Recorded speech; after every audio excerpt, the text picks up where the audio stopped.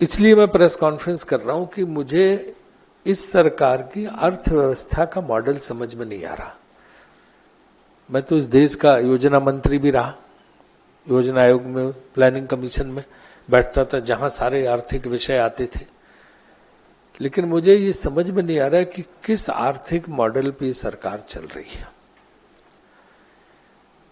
सरकारी खजाने अगर खाली हैं तो आपने सारे टैक्स बढ़ा बढ़ा के हर चीज को महंगा कर दिया, चाहे पेट्रोल डीजल की कीमतें हो। 2014 का चुनाव मुझे याद है कि इन्होंने वादा किया था देश से कि हम 40 रुपए लीटर पेट्रोल और 30 रुपए लीटर डीजल देंगे अगर हमारी भाइयों बहनों की सरकार आ गई तो ना 40 रुपए तो पेट्रोल छोड़ दो, 100 रुपए का आंकड़ा पार कर रहा है। और डीजल जो आम आदमी का ईंधन होता था, जिसके जरिए वो अपना ट्रांसपोर्ट छोटे मोटे करके चलाता था, वो भी पेट्रोल के जमाने पेट्रोल की कीमतों के करीब करीब पहुंच गया। तो उससे हर चीज महंगी होती है। तो आज आप देखो, पेट्रोल, डीजल, गैस, तीन चीजों की जिसको आम आदमी की जरूरत पड़ती, भयानक महंगी है। और कांग्रेस ने आज इंडिया स्पीक्स करके इस पे कैंपेन भी चलाया हुआ है वहां पे, क्योंकि उससे हर आदमी, गांव तक का आदमी जुड़ा हुआ है। वो सारा महंगा हो रहा। इसके बाद खाने की सारी चीजें महंगी, सरसों का तेल कहां पहुंच गया, प्याज की कीमत कहां पहुंच गई। अगर आप देखते जाओ एक एक आइटम, ऐसी कोई चीज नहीं जो सस्ती नहीं है। और हर चीज पे कर भी बढ़ाते चले जा रहे हैं, उसे महंगा भी करते चले जा रहे हैं। हम आपका एक तर्क समझ सकते हैं कि इसके जरिए सरकार अपने जो है खजाने में पैसा ला रही है। जब मैं मिनिस्टर था योजना आयोग में तो $115 में क्रूड ऑयल मिलता था ब्रेंट का, और कुछ दिन 120 भी गया। इनके जमाने में $30 आ गया और 30 से 60 के बीच में घूमता रहता है। माने कि ऑलमोस्ट ये मान लो कि आधा और आधे से भी कम से विश्व बाजार में तेल मिल रहा। और इसके बावजूद जो हमारे जमाने में थे उससे 1.5 गुना ज्यादा था। मैं उस सरकार में था तो 68 रुपए में पेट्रोल था, आज 100 के पार हो रहा है।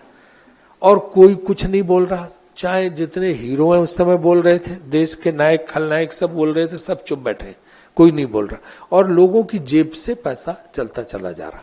इसी तरह दूसरी तमाम जो चीजें हैं वो सब भी बढ़ती चली जा रही। कोई चीज आज की तारीख में सस्ती नहीं। महंगाई अपने चरम पर पहुंच गई है। अब अगर आप ये तर्क देते हैं कि भाई जो हमारे पास पैसा नहीं है, आगे बजट के लिए पैसा है, कमिटमेंट पूरे करने के लिए, सबके लिए, उसके लिए हम पैसा जोड़ रहे हैं, तो फिर आप जो हमारी संपत्तियां हैं उनको क्यों बेच रहे हो? अगर जनता से धन ले रहे हो तो पब्लिक फंड से जो बनी संपत्तियां फिर उनको बचा के रखो। एक तरफ तो आप जनता को कोई फायदा नहीं दे रहे हो, उनसे पूरी लूट जारी है, कर के जरिए आप ले रहे हो। और दूसरी तरफ जो है आप जो एसेट्स बनाए हुए नेहरू जी के जमाने के आज तक, वो सारे भी आप बेचने को तैयारी में हो। और उसमें जो दुख की बात है कि सबसे ज्यादा वो एसेट्स बेचे जा रहे हैं जो प्रॉफिट में है पब्लिक सेक्टर। एक घाटे का पब्लिक सेक्टर, एक बार आप बात करें कि भाई इसको हमें डिसइन्वेस्ट करना है तो समझ में आता है कि इसका सही मैनेजमेंट नहीं है, इसमें जो है ढंग से चला नहीं पा रहे हैं और ये घाटे में चल रहा है, उससे देश की जनता का नुकसान हो रहा है पब्लिक मनी का। तो आप उसके लिए डिसइन्वेस्टमेंट की बात करें तो एक बार कोई उस तर्क से लोगों को समझाने की कोशिश कर सकता है, हालांकि बहुत लोग इस पे भी तैयार नहीं हो। लेकिन जो प्रॉफिटेबल पब्लिक सेक्टर है उनको आप क्यों बेचे डाल रहे हो? फिर सरकारों का क्या मतलब है? नॉर्थ ब्लॉक और साउथ ब्लॉक में खड़े दफ्तर, ये भारत सरकार रह जाएगी। अगर सरकार पूरे देश में दिखेगी नहीं, सरकार पूरे देश में कैसे दिखती? सरकार पूरे देश में दिखती है ये पब्लिक सेक्टर, जो बड़े बड़े स्टील प्लांट, बड़े बड़े जो है ओएनजीसी, दुनिया भर के जो है तमाम सरकारी बैंक, इन सब के जरिए सरकार दिखती ना। देश भर में लोग रहते हैं, हर जगह, कश्मीर से कन्याकुमारी तक। फिर तो आप सब ये खत्म करके सब प्राइवेट, रेल जाती तो आपको लगता है कि हाँ सरकार की ट्रेन चली जा रही है। जहाज चलते हैं जो शिपिंग कॉर्पोरेशन ऑफ इंडिया के, तो आपको लगता है कि हाँ ये सरकार के जहाज जो है माल ढोने में लगे हुए हैं। जगह जगह एक्सप्लोरेशन होता है तेल का, तुझे तो आप कहते हैं ये माइनिंग सरकार के जो वो करते हैं माइनिंग डिपार्टमेंट के, तो लगता है कि हाँ ये फिर सरकार तो नॉर्थ ब्लॉक और साउथ ब्लॉक रह जाएगी बस खाली। दिल्ली से सरकारी दफ्तर सिर्फ भारत सरकार होगी, नीचे पूरे देश में तो भारत सरकार की नजर आएगी नहीं। क्योंकि सब कुछ आप प्राइवेटाइज करते चले जा रहे हो, सब कुछ आप निजी हाथों में बेच देना चाहते हो। मैं देश नहीं झुकने दूंगा और मैं देश नहीं बिकने दूंगा। देश में झुकने पे तो चलो बाद में बात करेंगे, हैं?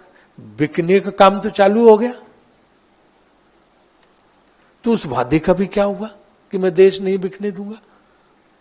तो एक तरफ आप जनता को महंगाई के बोझ से पूरा करके पैसा इकट्ठा कर रहे हो, और दूसरी तरफ जो कुछ जनता के पैसे से बना है 70 साल में, वो सब आप बेचे दे रहे हो, और उसमें भी प्रॉफिटेबल चीजें।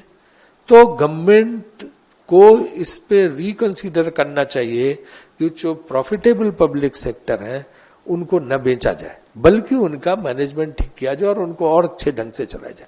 क्योंकि कई ऐसे स्ट्रेटेजिक सेक्टर हैं जिसमें प्राइवेट कंपनी नहीं आएंगी। उस समय कौन तैयार था स्टील प्लांट लगाने के लिए? जब नेहरू जी ने लगाए तो स्टील अथॉरिटी इंडिया शुरू किया था।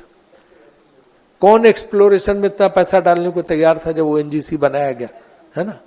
और तमाम ही पब्लिक सेक्टर। तो ऐसे सेक्टर ऐसे हैं जहां प्राइवेट सेक्टर न उतना पैसा लगा सकता और न रिस्क लेने को तैयार है। प्राइवेट सेक्टर उसी जगह जाएगा जहां उसे लगेगा कि आमदनी हो रही है और यहां से हम आमदनी बना सकते। एयर इंडिया क्यों नहीं बेच पा रही इतने दिन से? तो आप लगा रहे हो, क्यों नहीं बेच पा रहे हो? क्योंकि उसमें खतरा, उसको लगता है कि यार कहीं घाटा ना हो जाए। सब एसेट्स देखते हैं कि किसी पब्लिक सेक्टर के साथ कितनी जमीनें हैं, कितने हजार एकड़ जमीन है, कितनी ये है, वो सब देख के जो है पब्लिक सेक्टर खरीदने के लिए लोग ये करते हैं।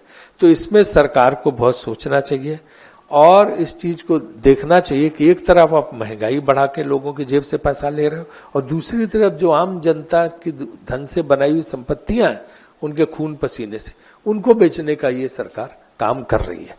अब जो इसमें बेचने वाली बात है, उस पर याद हो कि सोनिया जी ने भी परसों काफी विस्तार से वो डाला है। देश की अर्थव्यवस्था पे मनमोहन सिंह जी ने भी किया कि पहले तो आपने गलत फैसले लिए, आपने जो है वो लागू किया इस देश में नोटबंदी, आपने जैसी जीएसटी लाए, फिर जैसे ढंग से आपने लॉकडाउन किया, उसकी वजह से अर्थव्यवस्था चौपट हो गई। अब उसकी सजा आप जनता को दे रहे हो कि उनकी जेब पे भी डाका जा रहा, उनकी जेब से महंगाई भी आपने बढ़ा दी और उनके जो एसेट्स हैं वो सब बेच बाच के आप इस देश में सिर्फ नॉर्थ ब्लॉक साउथ ब्लॉक बचेगा, कुछ बचेगा ही नहीं, बाकी कहीं कुछ रह नहीं जाएगा। सरकार नाम भारत सरकार नाम की चीज नहीं दिखेगी। इस मामले में विस्तार से रिसर्च करके जो हमारे गौरव वल्लभ जी ने तैयार किया है, जो एक टेक्निकल एस्पेक्ट है इसका कि किस तरह से बेचने का कितना ये नुकसान है, तो मैं गौरव जी से अनुरोध करूंगा कि आप जो है हमारे मित्रों को इस मामले में जो है देने के लिए।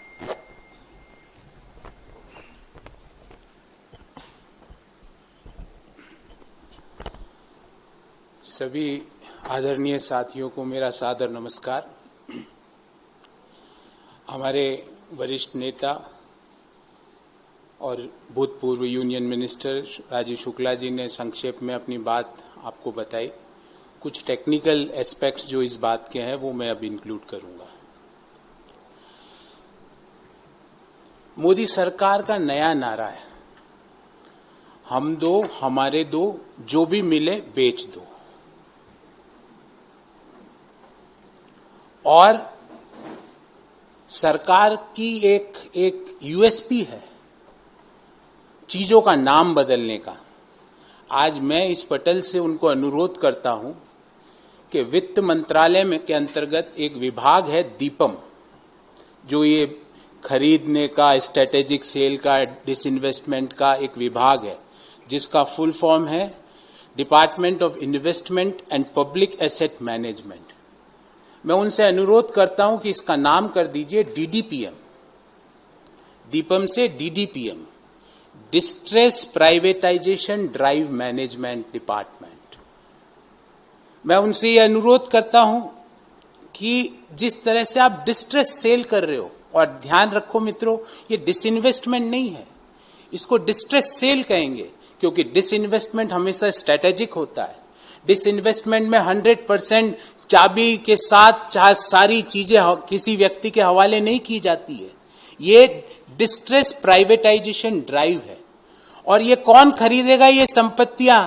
इसको मुझे देश को बताने की जरूरत नहीं है, क्योंकि हमारे सभ्यता में पंच महाभूत है, आकाश, अग्नि, पृथ्वी, जल और वायु। पंच महाभूत में जो भी बिके, भले ही वो हवाई अड्डे हो, किसने खरीदे, देश जानता है।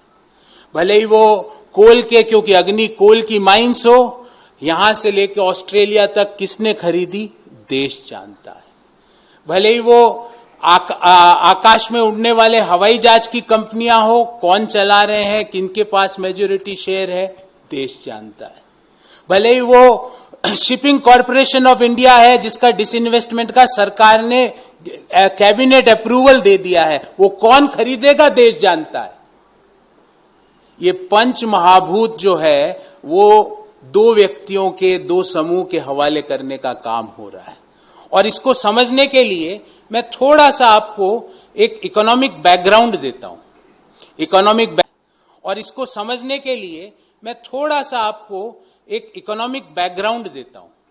इकोनॉमिक बैकग्राउंड ये है कि कोविड-19 से पहले हमारी इकोनॉमी कंटिन्यूअसली जीडीपी नीचे गिर रही थी। बेरोजगारी की दर 45 साल की, कोविड के पहले की बात बता रहा हूं, कोविड के बाद की नहीं बता रहा। बेरोजगारी दर 45 साल के सर्वोत्तम स्तर पे पहुंच चुकी थी। आज फरवरी 2021 का बेरोजगारी दर का आंकड़ा आया जो 6.9% है, जो फिर से बढ़ना चालू हो गया। जो तथाकथित जो लोगों ने और कई मंत्रियों ने कहा ना, वी शेप्ड रिकवरी, ये वी शेप्ड नहीं है, ये के शेप्ड है।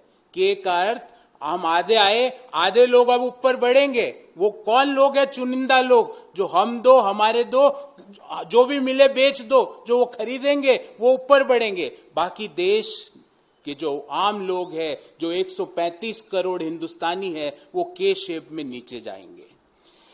फिर आया साहब बजट। लोगों को बड़ी आशा थी कि बजट में जरूर मध्यम आय वर्गीय लोगों के लिए, जिन लोगों ने अपनी नौकरी खोई है, उनके लिए जरूर ऐसे ठोस उपाय होंगे कि उनकी डिस्पोजेबल इनकम, मतलब उनके हाथ में नया पैसा ज्यादा रहेगा। क्या एक भी ऐसा बजट में उपाय किया गया जिसमें मध्यम आय वर्गीय, जिसमें किसान, जिसमें मजदूर के हाथ में एक नया पैसा भी एक्स्ट्रा आ रहा है? हां, बजट में पहले 1 घंटे तक क्या उल्लेख हुआ वो भी बताता हूं। सरकारी बैंकों से लेके सरकारी बीमा कंपनियों तक, बिजली की लाइनों से लेके डेडिकेटेड फ्रेट कॉरिडोर्स तक, शिपिंग कॉरपोरेशन ऑफ इंडिया से लेकर फार्मास्यूटिकल कंपनियां जो पीएसयू में है वहां तक, सब जगह से एक ही बात आ रही थी कि बेच दो। और टैगलाइन ये थी कि ये पीएसयू सेल मॉल लगाई है मोदी सरकार ने, और उसकी टैगलाइन ये है कि हमसे सस्ता कहीं नहीं और हमसे अच्छा भी कहीं नहीं, क्योंकि ये 70 साल के देश के लोगों का पसीना था उस उपक्रम को बनाने के लिए। उन टैक्स पेयर्स का पैसा था जिन्होंने इस उपक्रम को बनाया है। उन पूर्ववर्ती सरकारों का एक विजन था जिससे वो उपक्रम बने हैं, जिसको आप बेच रहे हो। और मैं आपको 2-3 उपक्रमों का उदाहरण भी दूंगा आपको, ताकि समझ में आए कि ये क्रोनोलॉजी क्या है, क्योंकि क्रोनोलॉजी आपको समझनी जरूरी है। फिर साहब आगे इस चीज को आगे बढ़ाते हैं। डिसइन्वेस्टमेंट हमेशा किसके लिए होते हैं? डिसइन्वेस्टमेंट होते हैं कि भाई कोई नॉन स्ट्रेटेजिक एरिया में कोई ऑर्गेनाइजेशन है, उसको हम वैल्यू क्रिएट करने के लिए किया जाता है। जबकि 100% डिस्ट्रेस सेल क्यों किया जा रहा है? क्योंकि सरकार के पास आय के साधन का एक भी नया उपाय नहीं है।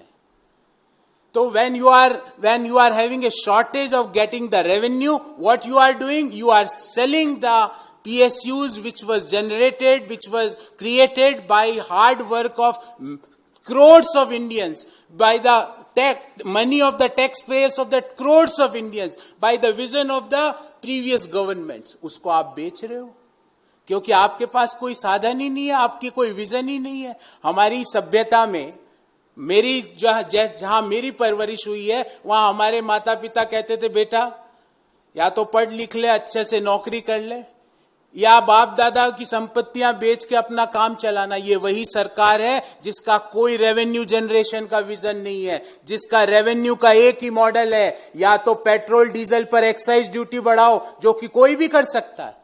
आप क्यों नहीं indirect taxes, GST, direct taxes से कलेक्ट करते हैं मनी? क्योंकि आपने, जैसा राजीव शुक्ला साहब ने बताया कि नोटबंदी के बाद तालाबंदी का जो सफर हुआ, नोटबंदी से लेके तालाबंदी तक, उसमें आपने ऑर्गेनाइज सेक्टर हो या अनऑर्गेनाइज सेक्टर, दोनों को खत्म कर दिया। तो आपके पास आय का साधन ही नहीं है। ओनली दो साधन है आपके पास, या तो जो भी मिले उसे बेच दे, अथवा पेट्रोल डीजल पे एक्साइज ड्यूटी बढ़ाते जाओ।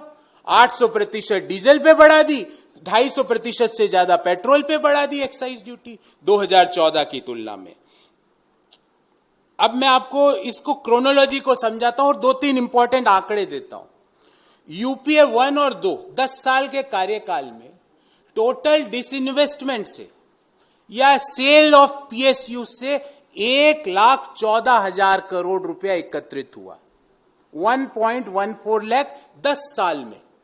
मोदी सरकार के पहले साल का कारनामा सुनिए, 2,80,000 crore in the first 5 years of the Modi government. Last year they can't do anything because we were under the pandemic. तो मैं आपको सिर्फ 5 साल का ही आंकड़ा दे रहा हूं। 10 साल में 2,80,000 करोड़, 5 साल में 2,80,000 करोड़ और 10 साल में टोटल 1,14,000 करोड़ रुपया यूपीए 1 और 2 ने डिसइन्वेस्ट। मतलब उस समय भी नई योजनाएं आई थी साथियों, मनरेगा उसी समय आया था, उस समय भी रेवेन्यूज का संकट था, पर उस समय नेतृत्व कर रहे थे डॉक्टर मनमोहन सिंह जी, जिनके पास इकोनॉमी को कैसे ठीक कर रखना है, इकोनॉमीज के क्या रेवेन्यू के मॉडल होंगे, क्या फ्यूचर विजन होगा इंडियन इकोनॉमी का, वो उस समय वो एक्साइज ड्यूटी तेल पे बढ़ा के पैसा एकत्रित नहीं कर रहे थे। वो पिछले 50 साल में बने गए सार्वजनिक क्षेत्र के उपक्रमों को बेचकर पैसा इकट्ठा नहीं कर रहे थे। वो एक लॉन्ग टर्म विजन के साथ चल रहे थे। उस समय भी मिड डे मील के लिए पैसे की जरूरत होती थी, उस समय भी राइट टू फूड के लिए पैसों की जरूरत होती थी, पर उस समय की सरकार ने जो आज का जो रेवेन्यू का मॉडल है उसको यूज नहीं किया। फिर आप किनको बेच रहे हो? आपकी योजना क्या है? आप तो जो मिले, प्रॉफिट मेकिंग है बेचो, लॉस मेकिंग है बेचो, थोड़ा कम प्रॉफिट वाला है बेचो। आपका कोई मॉडल ही नहीं है, ना आपकी कोई सोच है, ना आप इन चीजों के बारे में डिस्कस करते हो पार्लियामेंट में आके।